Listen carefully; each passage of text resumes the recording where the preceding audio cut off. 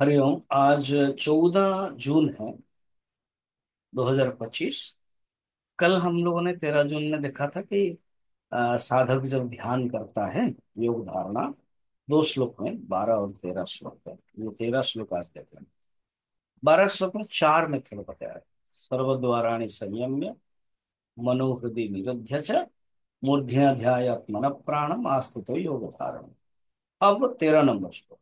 श्री भगवान उवाच ओमित्येकाक्षरं ब्रह्म व्याहरन् मामनुस्मरन् यः प्रयाति त्यजन् देहं स याति परमां गतिम्।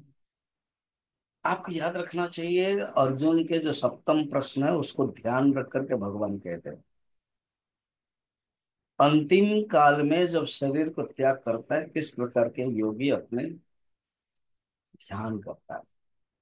और वही योगी अंतिम काल में चिंतन कर सकता है जो सारा जीवन में करे। अगर सारा जीवन में न करे, भोग में रहे और अंतिम में कुछ हुआ तो नहीं कर सकता। तो भगवान अभी 13 नंबर श्लोक में कहते हैं कि चार था कल के 12 में, अब पांचवा।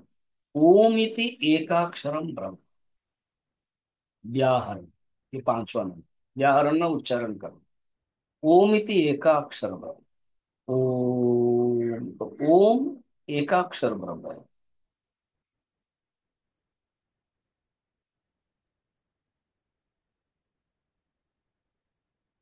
ओंकार सर्ववाक। ये पांचवा। छठा है मुझे याद रख, माम अनुस्मर। ऐसे जो चिंतन करता है। ये ओम के बारे में बहुत वर्णन है अनेक उपनिषद में। ओम इति अक्षर सृष्टि स्थिति लय भव। तस्य वाचकः प्रणव। तो ओमकार के जो व्याहरण में उच्चारण करना। ओ ये जनरल। फिर ओ प्रधान फिर ऊ प्रधान ऊ, फिर म प्रधान। ऐसे व्याहरण में उच्चारण करना।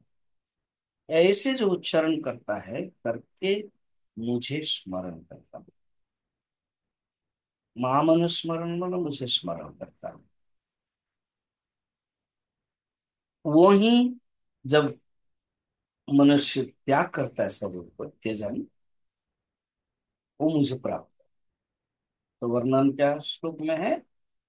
यह प्रयाति त्यजन देहम स याति। याति मैंने प्राप्त करता है परमम गति।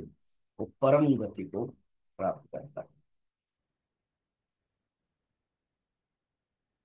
वर्णन है तभी सकल आराधना होता जब आराधक अपना रूप धीरे धीरे तजता जाता, बस जस आराध्य स्वरूप।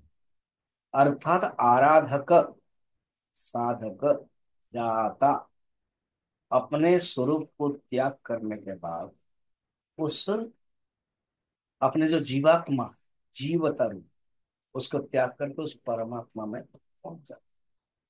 तत्र द्रष्टु अवस्थानम समाधि। समाधि की परिभाषा है वही। द्रष्टु स्वरूप अवस्था।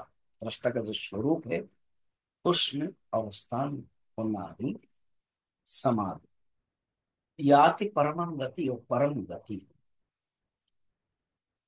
उस परम गति को वो प्राप्त कर। इस प्रकार योगी परम गति को किस प्रकार के प्राप्त करता है वो बताए। ये एक साधना करके मनुष्य माने योगी प्राप्त करता है ब्रह्म मुक्ति बताई।